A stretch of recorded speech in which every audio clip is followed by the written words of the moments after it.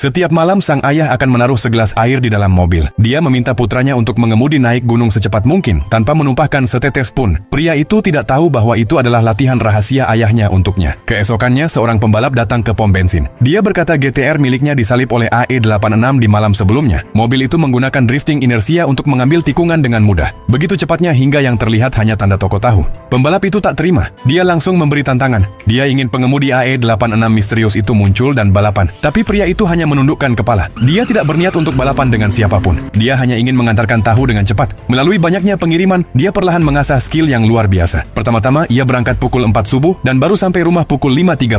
2 tahun kemudian, dia bisa sampai rumah pukul 4.30. Dan sekarang, satu perjalanan ke gunung hanya memakan waktu kurang dari 5 menit. Bahkan tikungan paling tajam pun bisa ia lewati dengan satu tangan, tanpa kesalahan sedikit pun. Hingga suatu hari dia pulang terburu-buru dan secara tak sengaja merusak tahu. Ayahnya memarahinya dengan keras dan menaruh segelas air di mobil, memperingatkannya agar tidak boleh ada setetes pun yang tumpah. Setelah itu, cara mengemudinya menjadi lebih tenang dan lebih presisi. Dia takut kena masalah karena balapan, jadi dia tidak pernah berani mengakui bahwa dialah pengemudi AE86. Tapi ayahnya tetap bisa melihat semuanya. Yang mengejutkan, ayahnya tidak memarahinya. Sebaliknya, dia menyerahkan kunci mobil, mengatakan kepadanya untuk pergi dan ikut balapan tersebut. Malam itu, jalanan ditutup. Semua orang menunggu AE86 muncul. Saat jendela mobil diturunkan, semua orang terkejut. Pengemudinya adalah pemuda ini. Karena bagi orang luar, dia hanyalah seorang siswa yang baru mendapatkan SIM. Tidak ada yang menyangka dialah pengemudi yang mengalahkan GTR. Saat hitungan dimulai, GTR melesat lebih dulu. Pria itu tetap tenang dan tak cemas, tetap memegang setir dengan satu tangan. Dalam jalan lurus, GTR memimpin sepanjang jalan. AE86 sama sekali tidak bisa menyusul. Tapi di setiap tikungan, AE86 semakin mendekat perlahan-lahan. Meskipun pengemudi GTR mengatur timing masuk tikungan dengan sempurna, AE86 selalu lebih cepat. Hampir setiap waktu mobil itu bisa tetap berada tepat di belakang GTR. Akhirnya, mereka mencapai 5 tikungan tajam paling berbahaya. AE86 tetap tidak melambat sama sekali. Semua orang mengira tidak mungkin melewati tikungan dengan kecepatan setinggi itu.